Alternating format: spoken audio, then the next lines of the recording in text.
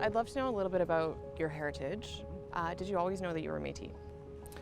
You know, I've really reflected on the question of did we or did we not know, because the story was always present. The histories were whispered, but they weren't really actively talked about. And so it was sort of a gradual process of comfort making, I think, within our family as we began to be a little bit more honest with ourselves. And I would say, for me, having lived the last 10 years right back in Red River, that was a hugely important part of my journey as a Métis person. It really helped me close the circle on some really important missing pieces, I think, in our family's history. So how did you first get into music? Well, as my mom tells the story, she brought me home from the hospital, and then the first trip that I went on out of the house as a baby was to buy an organ.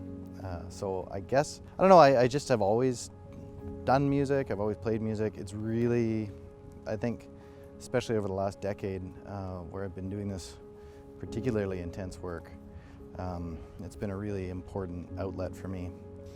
And it's not just a hobby, you actually have produced a couple of albums.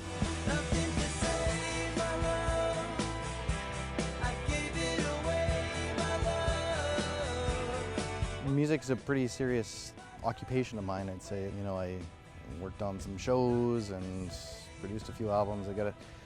Yeah, it's very serious, and I've had this sort of long-standing internal debate about, you know, what path to take, and I've sort of drifted at times, you know, very much into the pursuit of a professional career in music.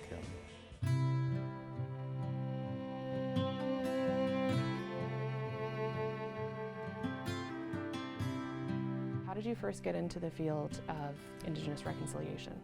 I guess in some ways the work of reconciliation started within myself, really, because I was reconciling my histories, what I knew, what I didn't know.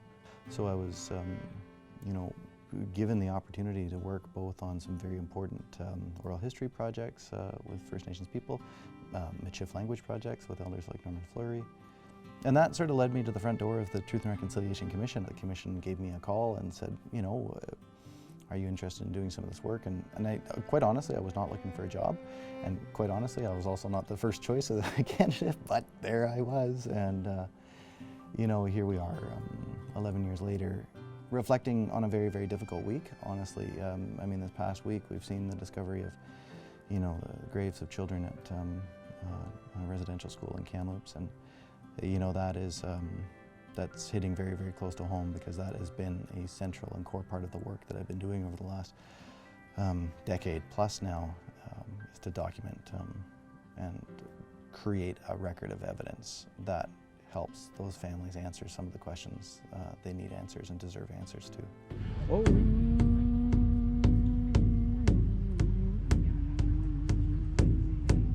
Even right now, we've been able to light a sacred fire for 4 days.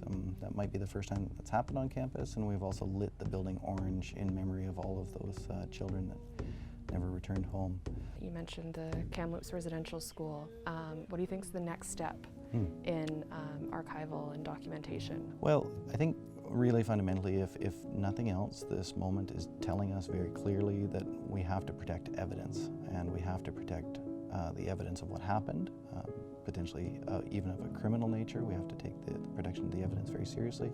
But in general, what has to happen is that the voices and experiences of Indigenous peoples need to be heard and need to be valued and need to be taken seriously. Indigenous peoples have been telling the truth of what's been going on in this country for a really long period of time. There was no shock in some ways that we found what we found at Kamloops as a society, because we've heard those stories for a very long period of time. The truth was being told.